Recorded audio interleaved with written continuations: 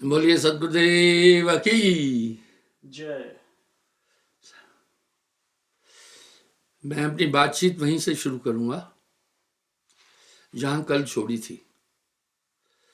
आजकल मेरा प्रोग्राम जो लाइव प्रोग्राम है वो पूरी दुनिया में लोग देखते हैं। मुझे खुशी है, ये एक बेहतरीन आयाम हुआ पब्लिक तक मेरे पहुंचने का। मैंने कल सुमरन पर बात की थी। हमें सुमरन की प्रासंगिकता समझनी होगी। बच्चा नहीं जानता है पढ़ाई लिखाई से क्या फायदा है, उसका ध्यान तो खेलकूद में है। वो स्वतंत्र रहना चाहता है, स्कूल में बंदिश है थोड़ी। इसी तरह ये सुमरन नहीं करना चाहता मनुष्य। इस पर गोस्वामी जी ने भी एक तंज कसा है, कहो भक्ति पथ कवन प्रयासा, नहीं जप योग न तप उपवासा। वाह, साहब भी कह रहे हैं, नाम न जपस कवन दंड लागा, मर जइबो का करब अभागा। बोल रहे भाई ये सुमरन करने में कौन सी मुसीबत है, इसके मल्टी लाभ है।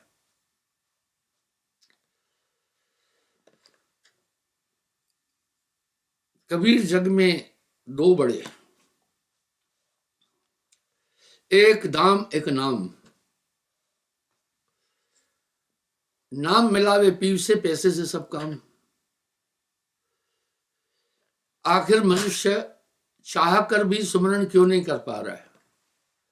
अंदर बड़े शातिर दुश्मन बैठे हुए हैं, वो सुमरन में बैठने नहीं देना चाहते हैं, क्योंकि वो जानते हैं सुमरन करेगा तो फिर ये हमारे पर सवार हो जाएगा। उदाहरण के लिए बड़े बड़े सरमायाकार, बड़े बड़े जागीरदार निचले तबके को पढ़ने नहीं देते थे।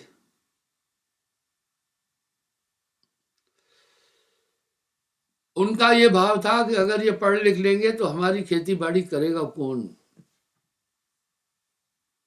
मैं छोटा उदाहरण दे रहा हूं, आप समझना। इसलिए वो अशिक्षित रहे। मैं मायावती वाली बात नहीं कर रहा हूं, न तो मुलायम सिंह की बात कर रहा हूं, न तो मैं जातिवाद की बात कर रहा हूं, बिल्कुल भी नहीं। हमारे यहाँ एक अच्छा समावेशन है। मैं 4 लाख से ज्यादा ब्राह्मणों को दीक्षा दिया हूं, इतने ही क्षत्रियों को दीक्षा दिया है, इतने ही जनरल कास्ट के लोगों को दीक्षा दी है, इतने ही बैकवर्ड कास्ट को दीक्षा दी है, इतने ही शेड्यूल कास्ट को दी है, मुसलमानों को दीक्षा दी है, 10,000 से ज्यादा ईसाइयों को नाम दिया है, सिखों को नाम दिया, बुद्धिस्टों को नाम दिया। मेरा किसी से बैर नहीं है, मैं जातिवादी की बात ही नहीं करता हूँ, क्लास कास्ट कलर क्रीड की बात नहीं है यहाँ पर। छोटा उदाहरण दे रहा हूँ। एक बार गोंडा की बात है, मैं भोजन के बाद थोड़ा विश्राम लेता हूँ, क्योंकि कहावत है लड़के टर जा खा के पड़ जा। तो 1-1.5 घंटा विश्राम के बाद जब मैं उठा तो मेरे दरवाजे पर एक आदमी बैठा था। मैं सत्संग के लिए जा रहा था। उसने कहा गुरुजी हमारी अर्जी सुनो। मैं कहा जल्दी बोलो क्या है। बोला एक महीने हमसे गन्ना पर आए हैं 3.5 कुंटल, ये बतावा जाए उसका कितना अमाउंट बना। और कुल में 100 लोग थे कुड़मे में पूरे। मैंने बोला एक बात पूछने के लिए 1 घंटा बैठा रहा है। बोला हाँ। 150 रुपये कुंटल पिराई थी, 3.5 कुंटल का वो दाम 100 आदमी नहीं निकाल पा रहे थे। यानी ये इतनी बड़ी पहेली थी कि वो मेरे दरवाजे पर आधा 1 घंटा बैठ करके इंतजार किया। मैंने कहा तो वहां का प्रधान मैंने उसको कहा, भाई क्या बात है, इस क्षेत्र में इतनी अशिक्षा क्यों है? उन्होंने बड़ा अच्छा बात कही, कहा यहाँ बड़े जागीरदार लोग नहीं स्कूल बनने देना चाहते। क्यों नहीं बनने देना चाहते? बोला अपनी खेतों में, ये बहुत पुरानी बात बता रहा हूं, करीब 50 साल पहले की। बोला इस तबके से खेतों में काम कराते हैं, वो सोचते ये शिक्षित हो जाएंगे तो हमारी खेत में कौन काम करेगा, इसलिए वो यहाँ स्कूल बनने नहीं देते, यहाँ सड़क बनने नहीं देते। ये अयोध्या जी के आंगन में गांव है तो भी अशिक्षित है। विचार आया दिल में, चलो मैं स्कूल बना देता हूं। जब इतने आश्रम बना रहा हूं, एक गरीबों के लिए स्कूल बना देता हूं। बगल वाले पिछड़े लोगों को मैंने कहा, भाई मुझे 2 कनाल जमीन दे दो, 2 बीघा, मैं स्कूल बनाऊंगा, आप लोगों के बच्चे पढ़ेंगे पलेंगे, मैं पैसे दे दूंगा। उस समय 100-200 रुपए बीघा जमीन थी। मैंने कहा भाई मैं पैसे दे दूंगा जमीन के, स्कूल भी बना दूंगा, मास्टर मैं अपने शिष्यों को रखूंगा, फीस भी नहीं लूंगा, मैं बच्चों को किताबें भी फ्री दे दूंगा, पढ़ो। 3 भाई थे, एग्री हुए। 2 बीघा जमीन की मैंने 4 दीवारी कराई। जब अगली बार गया, मेरे लोगों ने कहा गुरुजी स्कूल नहीं बनाओ। मैंने कहा क्यों? बोला जिन लोगों की आपने पिछले लोगों की जमीन ली है उनको डराया गया, अब वो पूरे गांव ज्वार में कह रहे हैं कि साहब ने हमारी जमीन जबरदस्ती लेकर के ये स्कूल बना रहा है। ऐसा कुछ नहीं था। अब जब मैं उनको बुलाया वो मेरे पास ही नहीं आ रहे थे। अब मैं कोई तानाशाह नहीं हूं कि डंडे मार के लाना था। अर्थात इसी तरह बच्चे वहां अशिक्षित थे।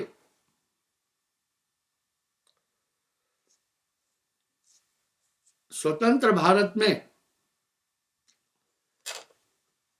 भारत स्वाधीन हुए 25 साल हो गए थे, स्कूल नहीं रहा। बच्चे स्कूल क्यों नहीं जाते थे पढ़ने के लिए कि एक बच्चे की सड़क पार करते, चंदापुर में स्कूल था, डेथ हो गई थी, तो उन्होंने कहा हम नहीं पढ़ाना है बच्चों को। ये स्थिति है, यानी अशिक्षा का कारण था। इस तरह आप जो सुमरण नहीं कर, ये मैं क्यों प्रसंग उठा रहा हूं, जो आप सुमरण नहीं कर रहे हैं उसका एक कारण है। इसका कारण बड़ा साफ है। ऐसा नहीं है कि आप सुमरण नहीं करना चाहते, अंदर बैठे दुश्मन आपको सुमरण नहीं करने दे रहे हैं। आप सतर्क रहो ना। हालांकि जिद्दोजहद से मैंने वहां एक प्राइमरी स्कूल बनवा ही लिया। मैं आपसे ये कहना चाह रहा हूं, ये सुमरण मामूली चीज नहीं समझना, इसमें संघर्ष करना पड़ेगा आपको। मन माया में फंद रहो, बिसरो नाम गोविंद, कह नानक प्रभु भज मना, अंत पड़त यम फंद। अंदर बैठे वो दुश्मन आपकी आत्मा को जकड़े, वो सुमरण नहीं करने देना चाहते। अगर आप सोच रहे हैं कि सुमरण सहजे हो जाएगा, नहीं होगा। आपको दृढ़ संकल्प करना पड़ेगा। आपको सुमरण के प्रति सुमरण का महात्म समझना पड़ेगा।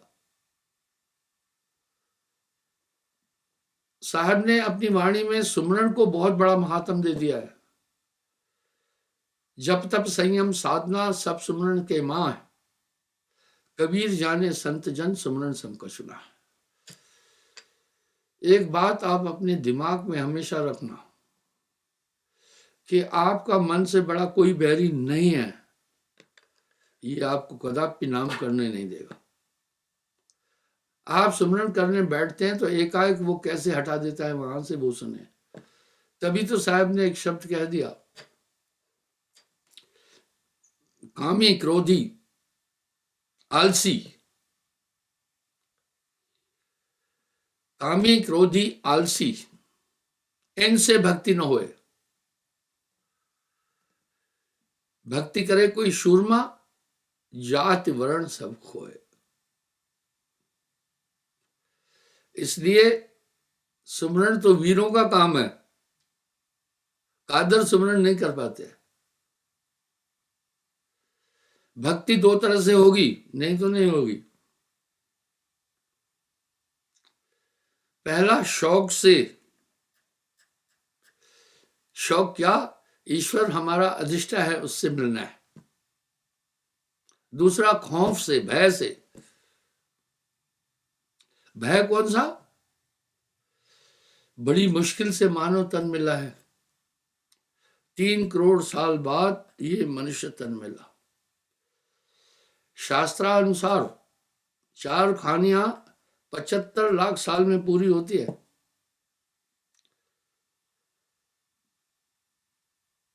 4 पौने 3,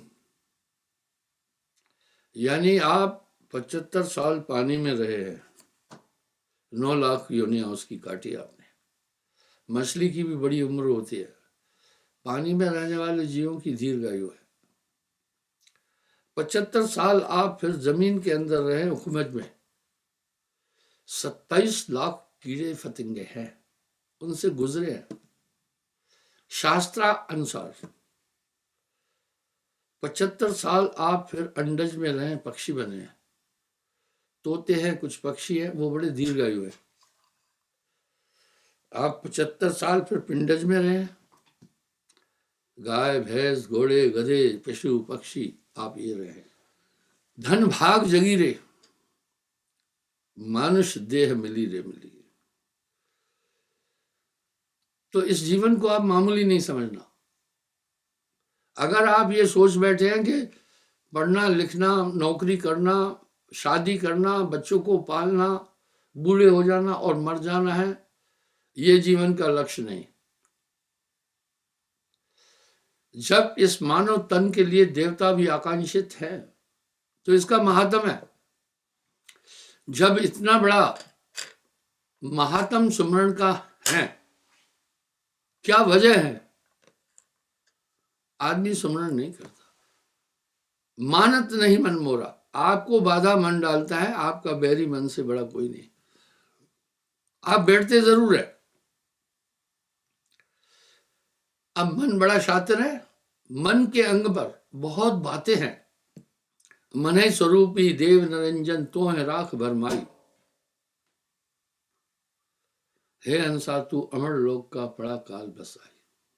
होता क्या है, कभी कभी आप फैसला करते हैं आज सुमरन करूंगा, चलते फिरते भी करो। सुमरन के लिए मैंने कठिन योग नहीं बताया कि एक टांग पे खड़े होकर सुमरन करना या मचान पर रहना, पृथ्वी पर आना नहीं, ऐसा कुछ नहीं है। ठाड़े बैठे पड़े उताने, कहे कबीर हम उसी ठिकाने।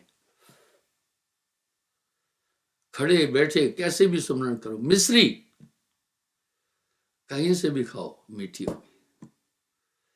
इस तरह सुमरन में तो बड़ा लाभ है। सुमरन की महत्ता अनंत शब्दों में सभी संतों ने की है, समझिए ना। नाम जपत कुष्ठी भला, चुह चुह गिरता चाम। कंचन केरी देह, बिना नाम के काम। नाम जपता हुआ एक कुष्ठी भी अच्छा है। ऊंच वही जो नाम है जाना।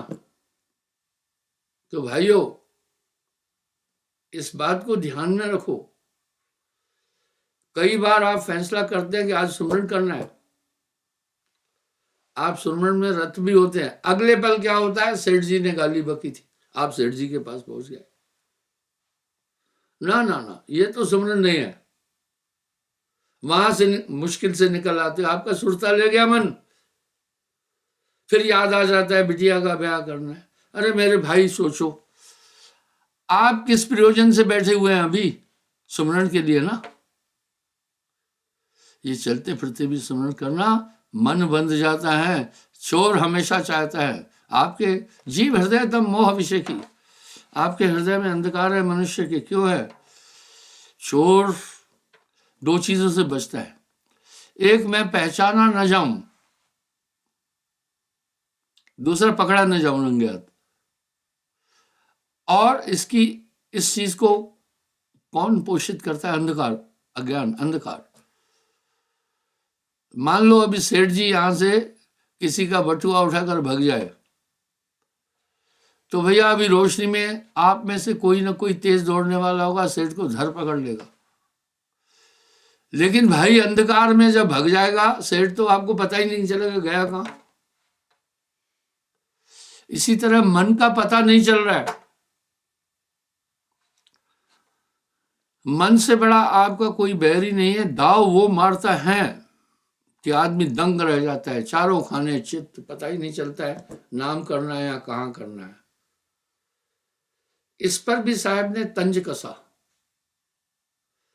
माला तो कर में फिरे, कर हाथ को कहते हैं, जीभ फिरे मन मां है, मनवा तो 10 फिरे, ये तो सुमरण है। फिर सुमरण कैसे करें आप समझना। गोस्वामी जी रामायण में भी साफ कह रहे हैं, राम एक तापस्त्र तारी। राम जी ने सिर्फ अहल्या को उतारा, रामायण कह रही है। भाई हमारे विरोधी कोई ना कोई बहाना निकाल कर कहेंगे कि ये कुछ भूया भवानी को नहीं मानता है। अरे वेद कह रहा है एको ब्रह्म द्वितीया नास्ति। तो गोस्वामी जी कह रहे हैं राम एक तापस्त्र तारी। भाई कौन? गौतम ऋषि की स्त्री अहल्या को उतारा, नाम कोटि खल कुमत उबारी। हाँ, नाम ने तो कहीं को पार कर दिया। कह लग करो मैं नाम बढ़ाई। भाई कहां तक मैं नाम की बढ़ाई करूं? राम न सकह नाम गुण गाई। देखिए साहब, बच्चों को फिर आप नहीं समझाते। बच्चे पढ़ लिख अच्छे पद पर पहुंचेगा, नहीं तो कहीं मजदूरी करेगा, कहीं कुछ करेगा, तुम्हारा जीवन पूरा खराब हो जाएगा। पढ़। इस तरह संतों ने मनुष्य को जगाने के लिए साखी शब्द वाणी भजनों का प्रयोग किया। भाइयों एक बात समझ लेना, सुमरण से सुख होता है, सुमरण से दुख जाए। कहे कबीर सुमरण किए साईं माया समाए। एक ही बात में विराम लगा दिया। जब तक संयम साधना सभी सुमरण के अंदर है। जब तक संयम साधना सब सुमरण के मां है। कबीर जाने संत जन सुमरण सब कुछ है। वो सुमरण आपके अंदर प्रकाश कर देगा। अब आया ये सुमरण करे कैसे? जरूरी है ये फैक्टर समझना। ये आराम से सुमरण होने वाला नहीं है। ये मन 24 घंटे आपके ध्यान को कहीं घर गृहस्थी में माताओं बहनों को उलझाता है। झाड़ू लगाना है, भांडे मांजना है, रोटी बनानी है, कपड़े धोने हैं, बच्चों को वो करना है, स्कूल पर, बस यही जीवन का लक्ष्य है। ये तो पशु भी कर रहे हैं, पक्षी भी कर रहे हैं, वो भी बच्चे पाल रहे हैं। इस देह का कर्तव्य केवल खान है या पान है, यही समझ है मूर्खता, यही महाज्ञान है। क्या बोल रहा हूं मैं? जंगल में चले जाओ? नहीं। वाह, गोस्वामी अच्छा कह रहे, कर से कर्म करो विद नाना, मन राखो जहां कृपा निधाना। हाथों से कार्य करो आप कार्य करते, बाकी चिंतना तो हो रही है ना। उदाहरण के लिए आप यहाँ से जा रहे हैं फैजाबाद सामान खरीदने, आप कह रहे हैं भाई अभी मैं बिजी हूँ, सामान खरीदने जा रहा हूँ। कौन से बिजी हूँ? आप वहां जा रहे हैं, मन का चिंतन तो शुरू है ना। सभी काम करते मन का चिंतन तो शुरू है ना। इसी तरह सुमरन करते चलो, बहाना मत बनाना सुमरन का। कोई समय नहीं मिलता है, घर गृहस्थी में उलझे है कोई, ये एक बहाना थोथा है मन का। यही वक्त है, यही है वेला। अब सुमरन से क्या होगा? वाह, थोड़ा सुमरन बहुत सुख भाई, थोड़ा सुमरन बहुत सुख। जो कर जाने कोय, सूतने लगे बिलावना, सहजे अति सुख होए। सुमरन सर्वांगीण लाभ देगा। हम सब धन की तलाश करते हैं, क्योंकि हम जानते हैं जीवन यापन के लिए धन एक सबसे उत्तम साधन है। भोजन साजन, कपड़े लत्ते, घर गृहस्थी, बच्चों को पढ़ाना, सब पैसे से होता है। कबीर जग में दो बड़े, एक दाम एक नाम, नाम मिलावे पीर से, पैसे से सब काम। तो भैया सब काम करते हुए सुमरन करो, भय रखना, डरना कि जिंदगी एक किराए का घर है, एक ना एक दिन निकलना पड़ेगा। मौत जब तुझको आवाज देगी, घर से बाहर निकलना पड़ेगा। आप मृत्यु को क्यों भूल रहे हैं? ये जीवन किसी महत्व के लिए मिला है, आत्मा के साक्षात्कार के लिए। वेदांतुल भी वो काम तो नहीं किया, बाकी दुनिया के काम किए किस बात के। दूसरा, ध्यान में भी एकाग्र होकर बैठो। अब साहब सुमरन कैसा कह रहे हैं? एकाग्र। बड़ा सुंदर सूत्र दे रहे हैं, सुमरन से मन लाइए जो घागर पनिहार, हाले डोले सूरत में, कहे कबीर विचार। राजस्थान आदि दूर दराज के क्षेत्रों में एक एक कुएं में 5-5 लोगों के, गांव के लोग पानी भरते थे पहले। अभी तो हम थोड़ा विकसित युग में जी रहे, तो 4-5 सखियां मिलकर जाती थी पानी भरने। आपस में ठठा मश्करी भी करती थी, बातचीत भी करती थी, रास्ता भी देखती थी, सूरत घड़े पर थी। यही बात साहब भी कह रहे, सूरत रहे अलगान, ऐसी सुरती को नहीं भटकने देना, मन के साथ कुंद हो जाएगी। आपकी सुरती चेतन कर दी है, तो साहब कह रहे हैं सुमरण से मन लाइए जो घागर पनिहार, हाडे रोले सूरत में, कहे कबीर विचार। इसलिए ये सुमरण चलते फिरते भी करना। देखो सखियों से बात भी कर रही थी, सुमरण से मन लाइए जैसी नाद कुरंग, कबीर बिसरे आपको हो जाए तेरंग। सुमरण में आपने ये सोचना मेरा लक्ष्य भी सुमरण करना है, कुछ बात नहीं सोचना है मुझे बाकी। ध्यान में भी यूं ही करो, जैसे आपका ध्यान एकाग्र हो जाएगा, आप अंदर में सब कुछ देखेंगे, नहीं तो नहीं दिखेगा। दिव्य दृष्टि आपके ध्यान में है। अगर यहां होती ना, तो इतने बड़े बड़े इस समय चिकित्सा वैज्ञानिक है कि रोम से 1000 गुना बारीक कोशिकाओं का भी ज्ञान लगा रहे हैं। उन्होंने आंख का ध्यान लगा रहे, वो आपकी सुरती में है। ये दिव्य दृष्टि आपकी सुरती में है। इसलिए साहब कह रहे सूरत से देख वह सखी वह देश। 24 घंटे सूरत को घुमाता रहता है। माँ यहाँ भोजन बना रही, तभी भी याद आया मायके जाना है, भाई का पता नहीं क्या हो। सोच तो रहे हो ना। बंदा बाजार जा रहा है, सामान लेने कह रहा है मैं बिजी था। अरे वो पंपोहा मन की तो लगी हुई है, बस उसको छोड़कर चिंता तो सतनाम की। और न चितवे दास जो कछु चितवे नाम बिन, वही काल की फांस। फिर देखना पूरा तमाशा इसमें है। जैसे एकाग्र हो जाओगे, पूरा घट का खेला समझ में आता जाएगा। अब जब ध्यान में बैठते हो, मन अपना दाव कैसे मारता है। बैठे हो ध्यान में, अचानक कहीं फूफू की याद आ जाएगी, फूफू के घर जाना बा, कहीं खेत का याद आ जाएगी, कहीं किसी ने आपको कष्ट दिया वो बात याद आ जाएगी, कहीं कुछ याद आ जाएगा। आपका प्रयोजन ये तो था नहीं। ऐसा मत करना। एक था निकट्टू, उसकी पत्नी ने कहा भैया बाजार जाओ, आलू लेके आओ, बच्चों के लिए भोजन बनाना है और स्कूल पठाना है। वो श्रीमान थैला और पैसे लेकर बाजार गया। 1 घंटा बाजार घूम फिर करके वापस आया। मेहरारू ने कहा अरे आलू कहाँ बा? बोला वो तो हम भुलाए गए।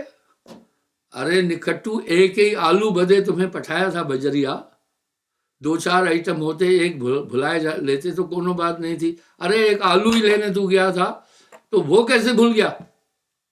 तो आप ध्यान में एक ही बात के लिए तो बैठे, मैं एकाग्र हूं, और मन की उपमपोह में उलझ रहे हो। आपका वैरी मन है, इससे सावधान। आगे क्या कह रहे हैं? स्मरण से मन लाइए। जैसे नाद कुरंग कबीर बिसरे आपको हो जाए थे रंग। सुमरण से कैसे मन लाना? जैसे नट बांस पर